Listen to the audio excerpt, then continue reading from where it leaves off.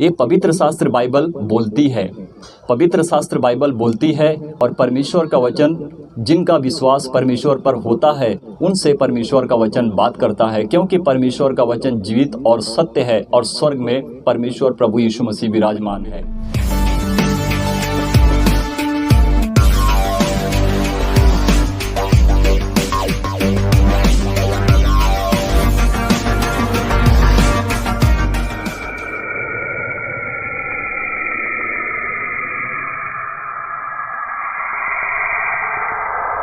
Thank you Jesus, thank you father God. परमेश्वर की महिमा हो, आमीन। मेरे प्रियो, प्रभु आप सभी लोगों को अच्छा भला और चंगा सही सलामत रखें कि परमेश्वर हमारी प्रार्थनाओं को सुने और आप सभी लोगों को, हम सभी परिवारों को जो हम प्रभु को आदर और महिमा देते हैं, सबको परमेश्वर आशीष दें। और जो भाई बहन परमेश्वर को नहीं जानते हैं कि वो परमेश्वर को जाने और वो भी परमेश्वर को सच्ची महिमा दें और परमेश्वर की आशीष उन पर सदा रहे और परमेश्वर उनको आशीष और ब्लेस करें।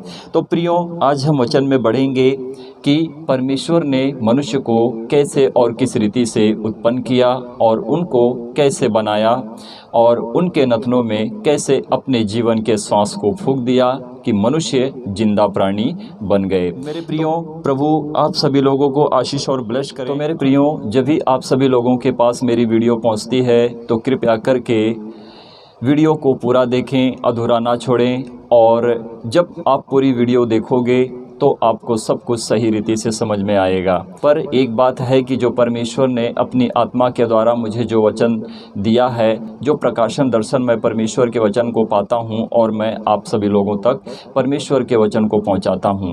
प्रभु आप सभी लोगों को आशीष और ब्लेस करें। परमेश्वर की महिमा हम इस रीति से करें कि परमेश्वर को सच्ची महिमा मिलती रहे, क्योंकि परमेश्वर का वचन ही हमें जीवन देता है और हमें उजागर करता है। संसार क्या है, अंधकार क्या है, परमेश्वर हमें सारी बातों का खुलासा देते हैं। शैतान कैसे अपनी रीति से काम करता है, कैसे चतुर के काम करता है और दुष्ट आत्माओं को किस रीति से हमारे जीवन में वो लाता है कि जब हम शैतान की सुनते हैं तो हम उस दुष्ट आत्मा से ग्रस्त होते हैं और अपने जीवन को हम बर्बाद करते हैं। हमें समझ में नहीं आता है कि हम किस रीति से निकलेंगे और कैसे एक अच्छी जीवन को जिएंगे कि हम परमेश्वर को सच्ची महिमा दे सकें। तो प्रियो, वचन में बने रहें और अंत तक वीडियो को पूरा देखें और कृपया करके मेरी वीडियो को जब आप देखते हैं तो पूरा देखें। प्रभु आप सभी लोगों को आशीष और ब्लेस करें। तो देखते हैं वचन हमारे जीवन के लिए किस रीति से कैसे खुलासा करता है। तो मेरे प्रियो, जब हम उत्पत्ति अध्याय 5 वचन 1-2 को पढ़ते हैं तो यहाँ पर परमेश्वर का वचन किस रीति से हमारे जीवन के लिए खुलासा करता है कि आदम को परमेश्वर ने किस रीति से बनाया और आदम की वंशावली कौन है। तो आदम की वंशावली हम हैं जो अब तक हम जीवित हैं, और जो भी आदम के वंशावली से हैं और वो सो भी गए हैं, वो भी और हम भी और आगे भी जो भी पीढ़ी होगी, हम आदम की वंशावली हैं। परंतु हमारा नया जीवन दूसरे आदम में होता है और वो आदम प्रभु यीशु मसीह है। तो प्रभु यीशु मसीह में हमें अनंत जीवन प्राप्त होता है। पहले आदम में तो हमें मृत्यु प्राप्त हुई। अब वो मृत्यु क्यों प्राप्त हुई? जब हम परमेश्वर के वचन का अध्ययन करेंगे तब हम सीख पाएंगे। पुराना नियम पवित्र शास्त्र बाइबल को जब हम पढ़ते हैं, नया नियम पवित्र शास्त्र बाइबल को जब हम पढ़ते हैं, तो दोनों नियमों में परमेश्वर ने अपने वचन के द्वारा ही सब कुछ खुलासा किया है और अपने वचन से परमेश्वर ने हमसे बातें की है। प्रभु आप सभी लोगों को आशीष और ब्लेस करें। और वचन हमारा प्रभु यीशु मसीह परमेश्वर का सत्य वचन है। Thank you Jesus, thank you father God. तो देखते हैं वचन क्या कहता है। आदम की वंशावली यह है, जब परमेश्वर ने मनुष्य की सृष्टि की तब अपने ही स्वरूप में उसको बनाया। तो परमेश्वर ने जब आदम की सृष्टि की तो आदम परमेश्वर के स्वरूप में बना है, और जो स्त्री है वो भी परमेश्वर के स्वरूप में ही बनी हुई है। और आदम की वंशावली इस जगत में, पूरे संसार में जितने लोग हैं, हम उसकी वंशावली हैं। दूसरा वचन कहता है, उसने नर और नारी करके मनुष्यों की सृष्टि की। तो परमेश्वर ने नर और नारी करके मनुष्यों की सृष्टि की है।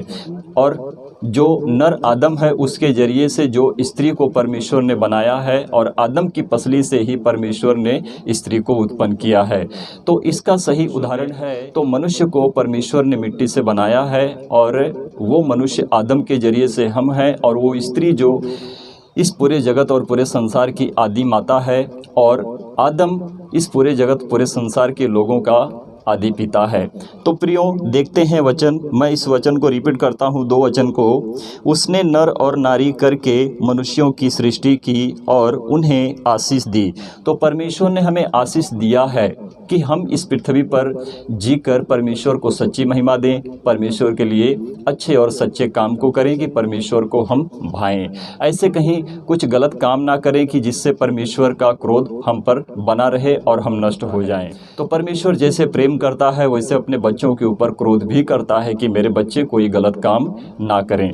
तो देखिए वचन आगे, और उन्हें आशीष दी। तो हमें आशीष दी यानी कि आदम और हव्वा को आशीष दी है, और उनकी सृष्टि के दिन उनका नाम आदम रखा। तो परमेश्वर ने नर और नारी करके बनाया हुआ है, आदम को बनाया है, हव्वा को बनाया है, परंतु उन दोनों को 2 तरीके से नहीं बनाए हैं परमेश्वर ने दोनों को एक ही तरीके से बनाए हैं। और जब हम नर हैं यानी कि हम अगर आदमी हैं और स्त्री है तो हम दोनों अलग रीति से बने नहीं हैं, परमेश्वर ने हमको एक रीति से ही बनाया है। तो यहाँ पर लास्ट में क्या लिखा है, और उन्हें आशीष दी और उनकी सृष्टि के दिन उनका नाम आदम रखा। तो परमेश्वर ने आदम नाम क्यों रखा? नर को भी बनाया, नारी को भी बनाया, परंतु परमेश्वर यहाँ पर कहते हैं कि उनका नाम आदम रखा। तो अगर इस पुस्तक को मूसा लिखते हैं तो मूसा को ये सारा प्रकाशन कहाँ से मिला? क्योंकि मूसा से परमेश्वर बातें करते हैं और परमेश्वर जो कहते हैं वही मूसा लिखता है। जो सारी बातों को परमेश्वर ने दिखाया है, जो अपने वचन से परमेश्वर ने मूसा से बातें की है, तो मूसा ने उसी वचन को इस पुस्तक में लिखा है, जिसको नाम मिला है बाइबल। बाइबल बोलती है, बाइबल बात करती है, परमेश्वर का वचन हमसे बात करता है। जो कोई परमेश्वर के वचन को पढ़ता है, परमेश्वर का वचन उससे बात करता है। परमेश्वर को अपने जीवन में बुलाओ और अपने जीवन को बदलो और परमेश्वर को सच्ची महिमा दो। तो मेरे प्रियो, परमेश्वर ने जब मनुष्य को और स्त्री को बनाया है तो दोनों को अलग रीति से नहीं बनाया है, परंतु एक ही रीति से बनाया है। और दोनों को बनाने के बाद परमेश्वर ने आदम का नाम दिया है, यानी कि स्त्री का नाम नहीं दिया है। जब स्त्री और मनुष्य जब एक रीति से एक साथ होते हैं तो एक तन हो जाते हैं, दोनों में कोई बदलाव नहीं होता और दोनों एक दूसरे से अलग नहीं होते, परंतु वो एक शरीर हो जाते हैं। प्रभु आप सभी लोगों को आशीष और ब्लेस करें। तो मेरे प्रियो, जब हम उत्पत्ति अध्याय 2 वचन 7 को पढ़ते हैं तो 7 वचन क्या कहता है? देखो, तब यहोवा परमेश्वर ने आदम को भूमि की मिट्टी से रचा और उसके नथनों में जीवन का श्वास फूंक दिया और आदम जीवित प्राणी बन गया। तो मेरे प्रियो, परमेश्वर ने किस मिट्टी से मनुष्य को बनाया है? यानी कि आदम को परमेश्वर ने किस मिट्टी से बनाया है? इसी मिट्टी से बनाया है। और तो प्रभु यीशु मसीह कहते हैं कि स्वर्ग और पृथ्वी का सारा अधिकार मुझे दिया गया है। तो अगर मनुष्य इस पृथ्वी के ऊपर अपने हाथों से कला करके, चित्रकला करके कुछ भी वस्तु बनाते हैं, पुतले बनाते हैं और उसको अपने से बढ़कर कहते हैं कि ये मेरा ईश्वर है, तो मेरे प्रियो, हम गलत ठहरते हैं। और इसी बात पर परमेश्वर क्रोध करता है कि मनुष्य मुझे छोड़कर किसी और वस्तु को अपना ईश्वर कह के मानते और जानते हैं। तो मेरे प्रियो, जो कोई पवित्र शास्त्र बाइबल को पढ़ता है, जिस किसी के पास परमेश्वर का सत्य वचन पहुंचा है, उनके जीवन में अंधकार नहीं है परंतु उजाला है, क्योंकि जगत की ज्योति प्रभु यीशु मसीह है, जीवन की रोटी प्रभु यीशु मसीह है। जीवन का जल जिसको बोलते हैं चट्टान से निकला हुआ वो जल जो सोता, वो हमें पीने के लिए प्राप्त होता है। और कहते हैं ना कि जब चट्टान से पानी निकलता है और वो चट्टान प्रभु यीशु मसीह यानी कि परमेश्वर हैं, और परमेश्वर जब हमको पिलाते हैं तो भर भर कर देते हैं कि मनुष्य पाकर मुझे भूल ना जाए, क्योंकि परमेश्वर का ही वचन तो हमारे जीवन के लिए उद्धार है और हमें जीवन देता है। और संसार में अंधकार है, अंधकार शैतान है और शैतान इस संसार के ऊपर प्रबल है। और उसी अंधकार में जब हम रहते हैं, पाप करते हैं, व्यभिचार करते हैं गुनाहों में, और अपने किए हुए बुरे कर्मों के वजह से हमें पाप दंड प्राप्त होते हैं। यानी कि मनुष्य अगर पापी है तो उसको मृत्यु भी है।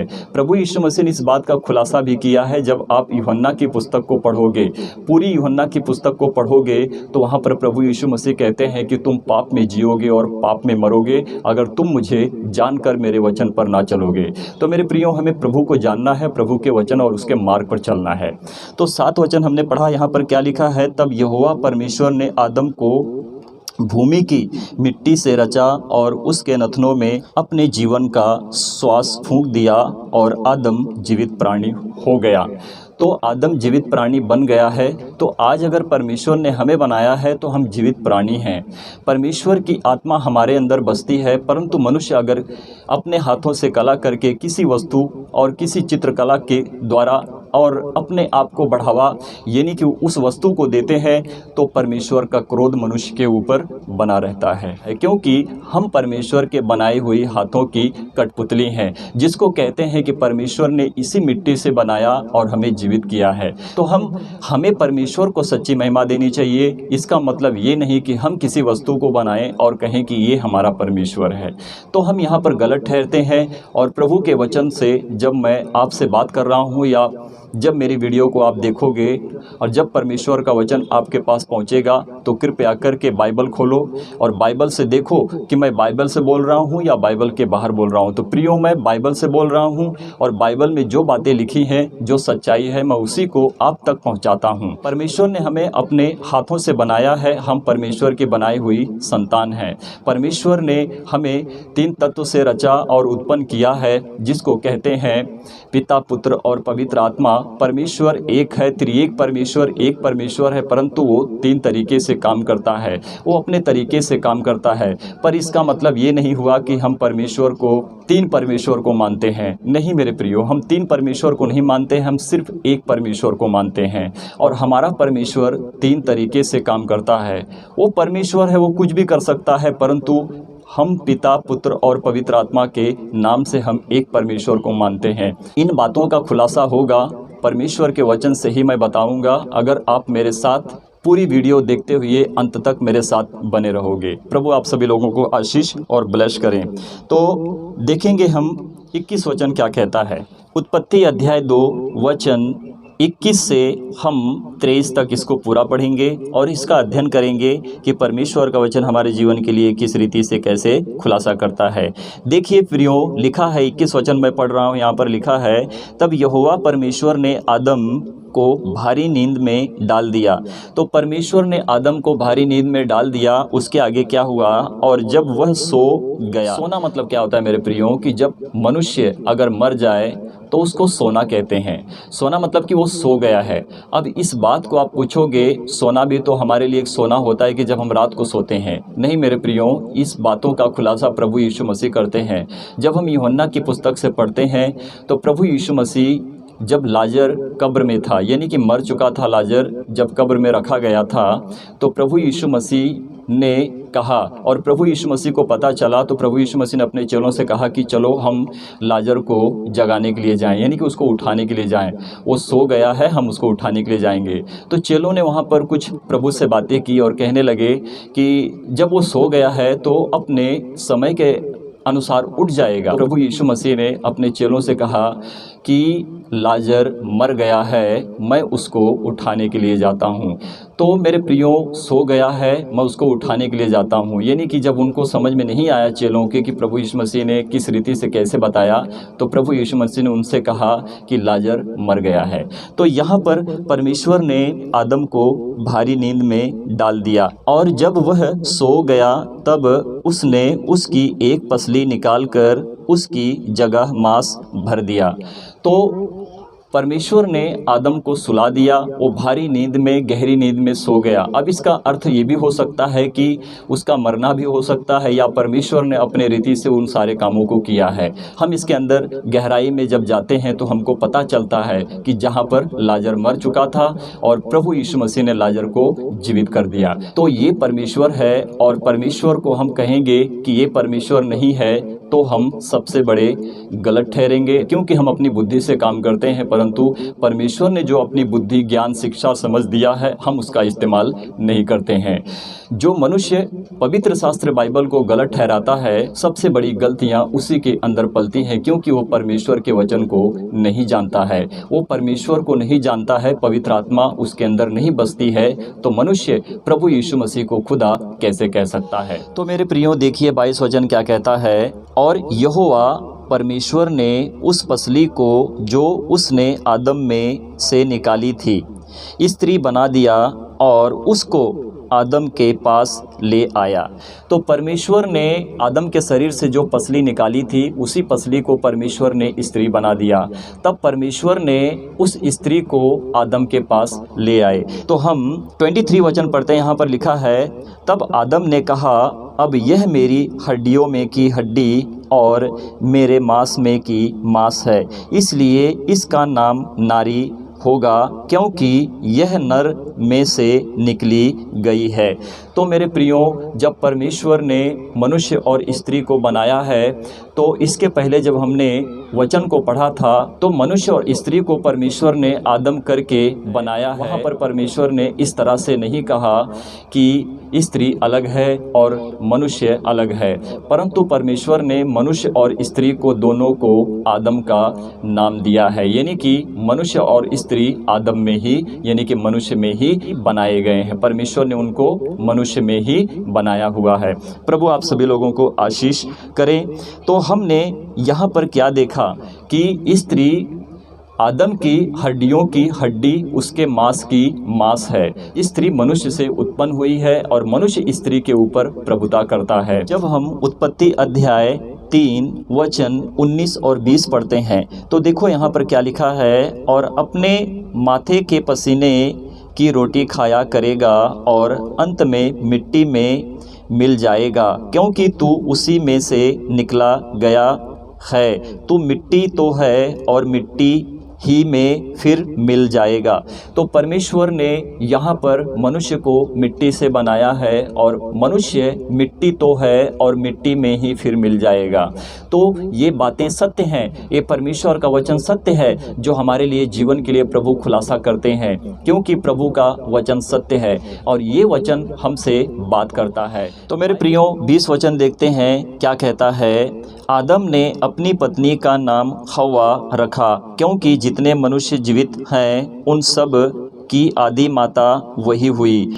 और यहोवा परमेश्वर ने आदम और उसकी पत्नी के लिए चमड़े के अंगरखे बनाकर उनको पहना दिए। तो मेरे प्रियो, जैसे हमने 20 वचन को पढ़ा, तो यहाँ पर वचन हमें खुलासा करता है, आदम ने अपनी पत्नी का नाम हव्वा रखा।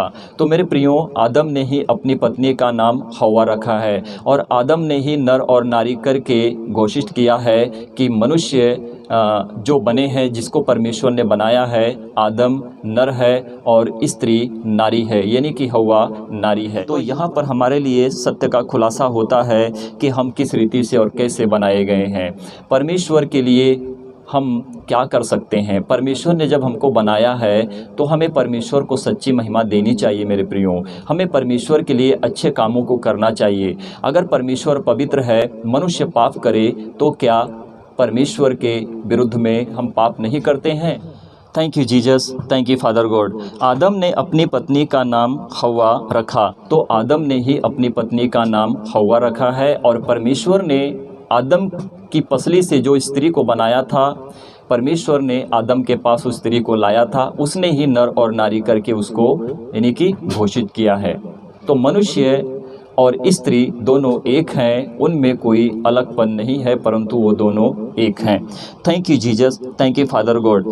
क्योंकि जितने मनुष्य जीवित हैं, आज तक हम जितने मनुष्य जीवित हैं इस जगत में, पूरे संसार में जितने लोग जीवित हैं, वही हव्वा आदि माता सबकी माता है, और आदम सबका आदि पिता ठहरा है। तो मेरे प्रियो, आदम सबका आदि पिता ठहरा है, और हमें ये जानकर और मानकर चलना चाहिए, क्योंकि जब परमेश्वर उत्पत्ति करते हैं, उत्पत्ति से पहले प्रभु का वचन यानी कि परमेश्वर का वचन परमेश्वर के साथ है, और वचन ही परमेश्वर है। जब हम पवित्र शास्त्र बाइबल यूहन्ना की पुस्तक से जब नए नियम से पढ़ते हैं, अध्याय 1 वचन 1 से 5 तक। तो देखिए यहाँ पर क्या लिखा हुआ है।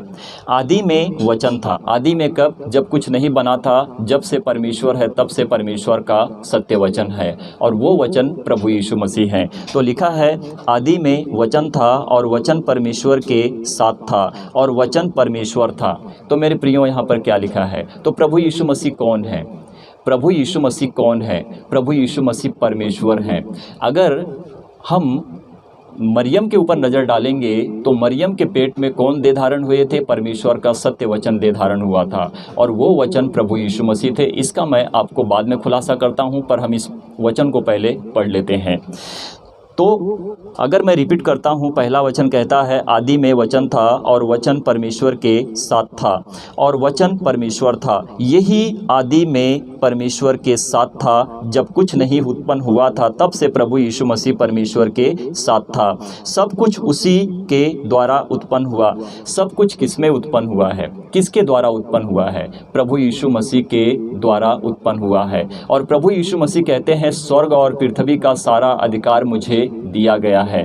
तो प्रभु यीशु मसीह के हाथ में स्वर्ग और पृथ्वी का सारा अधिकार दिया गया है। तो प्रभु यीशु मसीह कौन है? परमेश्वर हैं। आगे देखते हैं क्या लिखा है।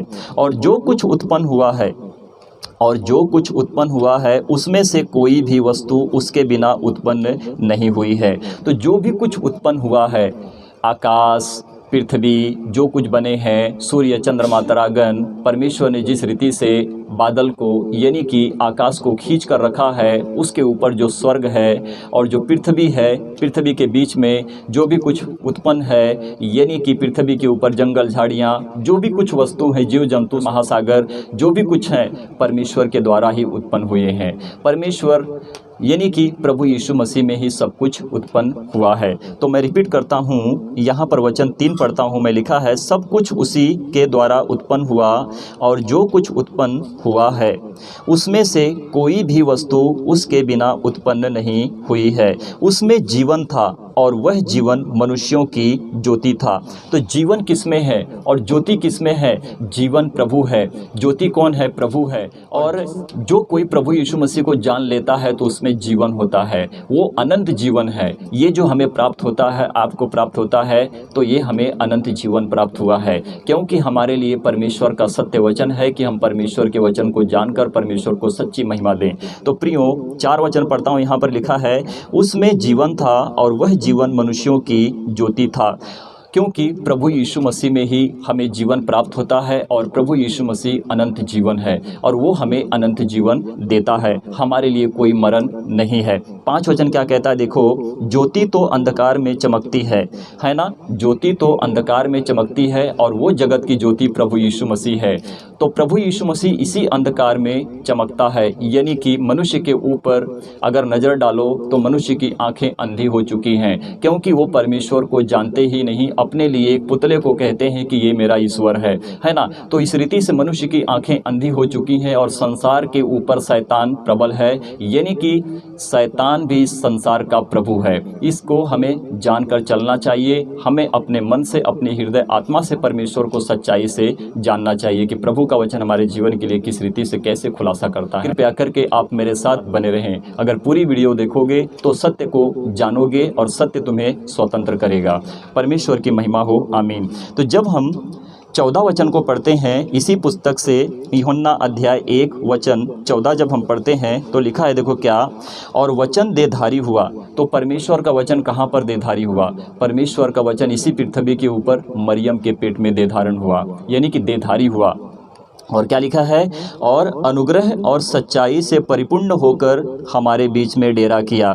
तो परमेश्वर का वचन कहाँ पर डेरा किया? इसी संसार के बीच में, जो संसार अंधकार में जी रहा है। और वो उद्धार, वो जगत की ज्योति प्रभु यीशु मसीह है। और जो कोई प्रभु यीशु मसीह को जान लेता है उसके अंदर ज्योति होती है, अंधकार चला जाता है, उसके अंदर ज्योति होती है। वो सत्य को जान लेता है, असत्य को छोड़ देता है। तो वह मनुष्य सच्चे ईश्वर को सच्ची महिमा देने लगता है, इसीलिए कि वो सत्य परमेश्वर को जान लेता है। प्रभु आप सभी लोगों को आशीष और ब्लेस करें। और आगे वचन देखो क्या कहता है, और हमने उसकी ऐसी महिमा देखी जैसे पिता के एकलौते की महिमा। तो पिता अकेला है, पिता अकेला है, एकलौती की महिमा है, एकलौती की महिमा वो प्रभु में प्रकट हुई है और ये एकलौते पुत्र की महिमा है और जो सत्य परमेश्वर मनुष्य को मार्ग दिखाता है। प्रभु यीशु मसीह ही वो सत्य के मार्ग हैं और जीवन है और हमारा उद्धार है कि जब तक प्रभु यीशु मसीह को मनुष्य ना जान ले तब तक उसके लिए भटकना अवश्य है कि मनुष्य गलत रीति से गलत जगह पर भटक रहा है। वो देह धारण हुआ वचन जो परमेश्वर है, वही वचन परमेश्वर ने मरियम के पेट में देह धारण किया और उसी वचन के द्वारा हम आज छुटकारा पाते हैं और जहाँ पर पाप है वहाँ पर प्रभु का अनुग्रह भी है। परमेश्वर आप सभी लोगों को आशीष और ब्लेस करें। जिस रीति से हम मत्ती की पुस्तक को पढ़ते हैं, अध्याय 28 वचन 18, 19, 20, तो देखिए मैं 18 वचन को पढ़ रहा हूँ। शब्दों में जो प्रभु का वचन चल रहा है उस वचन से प्रभु हमसे कैसे बात करते हैं। तो देखिए, यीशु ने उनके पास आकर कहा, स्वर्ग और पृथ्वी का सारा अधिकार मुझे दिया गया है। तो परमेश्वर ने प्रभु यीशु मसीह को स्वर्ग और पृथ्वी का सारा अधिकार दिया है, जैसे कि एकलौती की महिमा है।